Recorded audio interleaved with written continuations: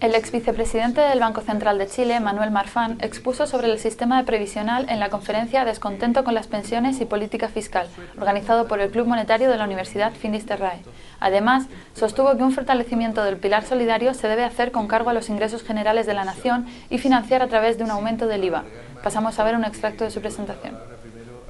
En las economías que eran desarrolladas a comienzos del siglo XX, ante la Primera Guerra Mundial, que ya habían superado etapas de miseria, la miseria de Inglaterra del siglo XIX, la que describe Charles Dickens, había sido superada a comienzos del siglo XX por el pleno empleo,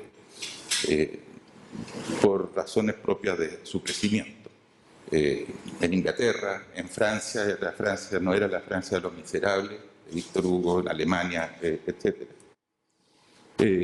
Y entonces el mercado del trabajo había resuelto un problema para la miseria y la pobreza, pero el mercado del trabajo no resuelve el problema de la miseria y la pobreza en la vejez, porque obligar a los viejos a tener que seguir trabajando, muchos de ellos no pueden, es una falla del sistema que terminó siendo abordada ya en aquel entonces con la construcción de sistemas de pensiones, porque lo más caro para el fisco en economías liberales es que no existe un sistema de pensiones, porque no puede dejar a los viejos en la miseria. Y por lo tanto el Estado finalmente también se tiene que hacer cargo de eso, y si no hay un sistema contributivo es muy difícil poderlo pagar. Después de la Segunda Guerra Mundial hubo un intento de reconstruir toda esa institucionalidad que existía antes, patrón oro, etc. E incluso de convencer a las economías de la periferia de adoptar también esa institucionalidad. Ese fue el sentido de la misión Kemmerer en Chile. La misión Kemmerer, como ustedes saben, fue la que dio el puntapié inicial, para una serie de temas que ya igual se estaban debatiendo adentro, que llevó a la creación del Banco Central, de la Contraloría General de la República, la Superintendencia de Bancos, una nueva constitución política el año 25. Entre el año 25 y el año 27 se hicieron todas estas cosas, un nuevo sistema tributario, el impuesto global complementario de esa época, el impuesto primera y segunda categoría de esa época. Y entre otras cosas, también un sistema de seguridad social. El primer sistema de seguridad social moderno que tiene Chile también es de esa época. El que estaba a cargo de Chile, de la misión Kemmerer, era Frank Fetter, a quien lo recordamos poco, pero probablemente deberíamos nosotros como profesión hacerle algún homenaje. Todos ellos sistemas de reparto, en el sentido que los trabajadores, las personas que tenían ingresos del trabajo, financiaban a los mayores. El primer sistema de capitalización, individual o full funded, sistema de pensiones full funded, fue el de Singapur. Y Singapur le generó un problema a los sistemas de contabilidad mundial, porque el sistema en Singapur es que el que maneja los fondos es el Estado, pero la maneja con cuentas individuales y tiene la garantía del Estado, una garantía de rentabilidad mínima de 4% al año. Y el problema es que en los sistemas de reparto siempre las contribuciones fueron consideradas impuestos y las pago de pensiones un gasto. Y entonces no hallaban qué hacer con Singapur. Y entonces le dijeron, lo sentimos mucho. En su caso no se aplica, pero si hacemos casos especiales en normas contables, sencillamente se nos queda el desbande. El sistema de capitalización individual respecto del sistema de reparto generó una discusión respecto de cuando cambian las circunstancias, cuál es la variable de ajuste. En el sistema de reparto, si aumenta la edad de jubilación, si sueldos más bajos, etcétera, la variable de ajuste son los recursos fiscales, porque las reglas del juego llevan a que se determine la pensión. Y en el caso de capitalización individual, la variable de ajuste es la pensión, porque si se ahorra menos, la pensión es más baja. Si las tasas de interés son más bajas, se reducen las pensiones. Si la tasa de crecimiento es más baja, también lo mismo. Entonces, de alguna manera hay un ajuste automático de las pensiones. Pero el problema que tiene es que si las pensiones empiezan por algún motivo a ser, ahorré lo mismo que el otro y me pensioné más mal que el otro, no puede ser, es injusto. Puede cruzar el umbral de la tolerancia.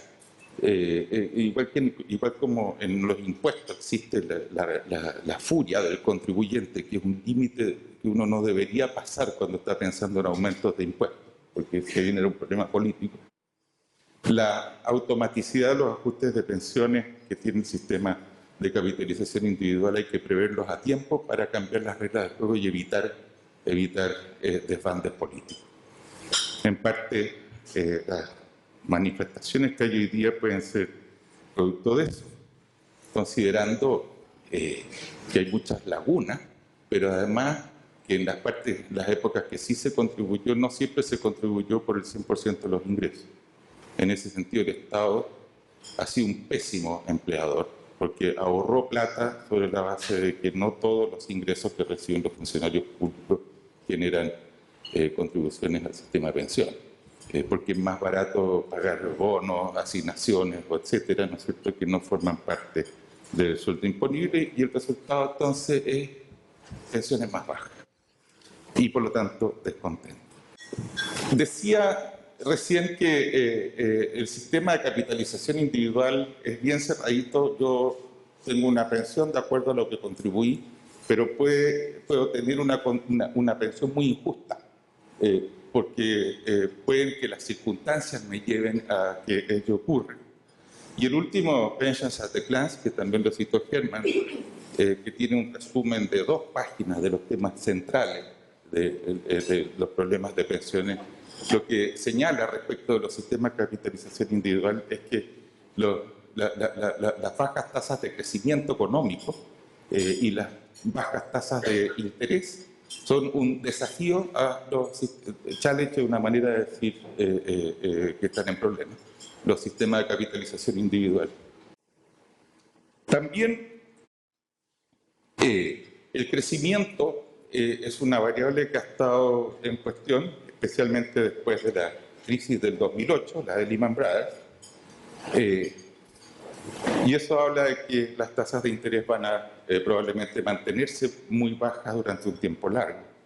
Y China ha sorprendido a todo el mundo, incluyendo a los chinos, por la desaceleración que han tenido. Y una desaceleración que fue inesperada y después volvió a ser inesperada y después volvió a ser inesperada, y así sucesivamente. En América Latina y el Caribe la misma historia. Mi tesis es que probablemente el crecimiento va a seguir siendo muy bajo por 2 razones. Una es porque con la crisis que tuvieron las economías desarrolladas, a nosotros la crisis del 82-83 nos costó ¿cuánto? Entre 15 y 25% del PIB, dependiendo de quién hace la medición, pero son cifras gigantescas. Y la manera de pagar frente a esas crisis es pagando con deuda de largo plazo. Uno paga una crisis, pero se endeuda por mucho tiempo. ¿Y qué es lo que tienen que hacer los países desarrollados con eso? Tienen que aumentar su nivel de ahorro, y eso han estado haciendo. Y la contrapartida de aumentar su nivel de ahorro interno es lo que pasa con sus cuentas corrientes. Lo que tenemos hoy día, al año 2015, que es el último año que tenemos cerrado en cuentas corrientes, es que Estados Unidos redujo su déficit, o sea, como contrapartida aportó menos demanda de ahorro al resto del mundo. Alemania aumentó su superávit de cuenta corriente. El resto de la zona euro pasó de un gran déficit a un superávit incipiente. Todos se han movido, todos esos países, en la misma dirección, incluyendo en celeste el resto de los países desarrollados. O sea, los países desarrollados en su conjunto están generando mucho más ahorro disponible para el resto del mundo. Y la contrapartida de eso ha sido, esto es puramente contable, no estoy diciendo que una cosa causa la otra, es China con un superávit de cuenta corriente que se viene reduciendo. América Latina elevó su déficit de manera considerable y el resto de los emergentes pasó de un superávit de cuenta corriente relevante a un déficit de cuenta corriente. Y por lo tanto, si esta es la tendencia que sigue, lo más probable es que los países emergentes empecemos a ver nuevamente crisis de balance bajo. Y la manera de resolver eso y anticiparnos nosotros como país es tratar de mejorar nuestra competitividad. Y un elemento relevante de la competitividad internacional es cuánto ahorramos. Y cuánto ahorramos tiene mucho que ver con la resolución de los temas de pensiones. Es una manera de crecer y mejorar las pensiones, los sueldos, las contribuciones, etcétera, porque con crecimiento todos los sistemas de pensiones funcionan mejor. Pero al mismo tiempo, resolver parte del problema que tienen los jóvenes hoy día, que con bajo crecimiento, bajas tasas de interés, lo que va a hacer es una va a terminar en un descrédito del sistema de capitalización individual, porque la variable de ajuste termina siendo la pensión mala que van a recibir respecto de las pensiones de hoy día. Si hoy día hay descontento, imagínense en el futuro. Voy a quedar hasta ahí. Muchas gracias, Manuel.